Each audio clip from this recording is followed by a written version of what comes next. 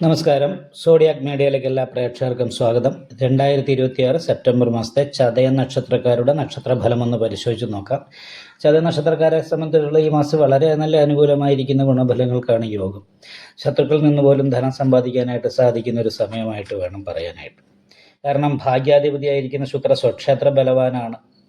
അതേപോലെ തന്നെ കർമാധിപതി നിൽക്കുന്നത് 5ാം ഭാവത്തിലാണ്. മനസ്സിന് ഇഷ്ടപ്പെട്ട രീതിയിലുള്ള തൊഴിൽ കിട്ടാനായിട്ട് യോഗമുണ്ട്. സ്വയം മുന്നിട്ടിറങ്ങി ചെയ്യുന്ന കാര്യങ്ങളൊക്കെ വിജയിക്കാൻ യോഗമുണ്ട്.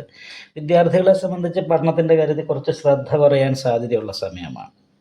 അതേപോലെ തന്നെ തൊഴിൽ അന്വേഷിക്കുന്നവരെ സംബന്ധിച്ച് കുറച്ച് അലച്ചിൽ തൊഴിലിൻ്റെ കാര്യത്തിൽ ഉണ്ടാകാൻ സാധ്യതയുണ്ട്. എന്നാൽ നിലവിൽ തൊഴിലെടുത്ത് ജീവിക്കുന്നവർക്ക്, നിലവിൽ തൊഴിലുള്ളവർക്ക് ആ തൊഴിൽ അഭിവൃദ്ധിയും കാര്യങ്ങളൊക്കെ ഉണ്ടാവും.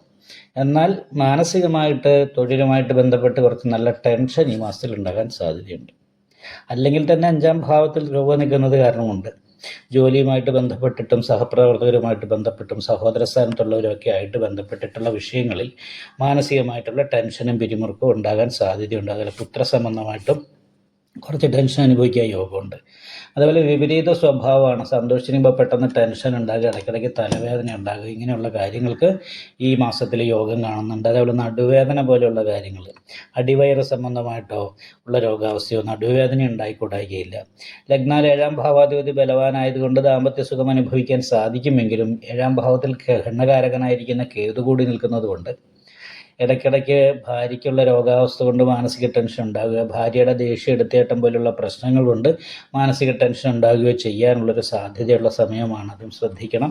വിശ്രുത ഗുണ എന്ന് പറയുന്നൊരു യോഗമുണ്ട്. എന്തായാലും കീർത്തി കേൾക്കാനായിട്ട് യോഗമുള്ള സമയമാണ്. 4 പേർ അറിയപ്പെടാനായിട്ട് യോഗമുള്ള സമയമാണ്. അപ്പോൾ എന്തെങ്കിലും നല്ല സ്കില്ലൊക്കെ ഉള്ളവർക്കും കലാപരമായ കഴിവുള്ളവർക്കൊക്കെ പ്രശസ്തി കിട്ടാനായിട്ടും 4 പേരുടെ നല്ല അഭിപ്രായം കേൾക്കാനായിട്ടും യോഗമുള്ള സമയമാണ്. പിന്നെ ഈ ഭാഗ്യാധിപതി ബലവാനായി നിൽക്കുന്നത് ശുക്രനാണ്. അപ്പോൾ കുടുംബ സംബന്ധമായ സുഖം അനുഭവിക്കുക, അതായത് കുടുംബത്തിലെല്ലാവരുമായിട്ട് ഒത്തുചേരാനായിട്ട് സാധിക്കുക, സ്വന്തക്കാരും ബന്ധുക്കളൊക്കെ ആയിട്ട് സമയം ചെലവഴിക്കാനായിട്ട് സാധിക്കുക, ഇങ്ങനെയുള്ള കാര്യങ്ങൾക്ക് യോഗമുള്ള സമയമാണ്. എന്തായാലും വ്യാഴപ്പിഴവുണ്ട്.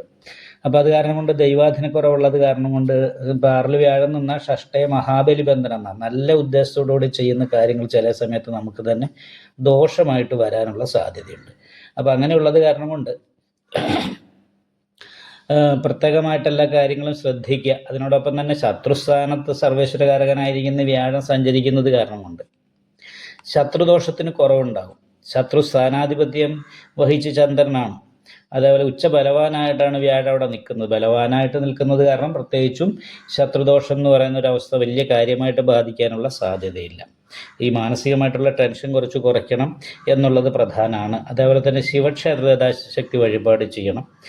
നവഗ്രഹ പൂജ ചെയ്യുന്ന ക്ഷേത്രത്തിൽ രാഹുപൂജയും കേതുപൂജയും ചെയ്യണം.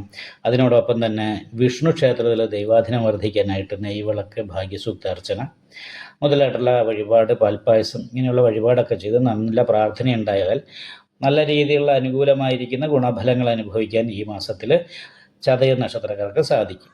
നിങ്ങൾക്ക് ഈ വീഡിയോ ഇഷ്ടപ്പെട്ടാൽ ലൈക്ക് ചെയ്യുക, നിങ്ങളുടെ അഭിപ്രായങ്ങൾ കമൻറ്റ് ചെയ്യാം. ജ്യോതിഷവുമായി ബന്ധപ്പെട്ട കൂടുതൽ കാര്യങ്ങൾ അറിയാൻ ഈ ചാനൽ സബ്സ്ക്രൈബ് ചെയ്യുക.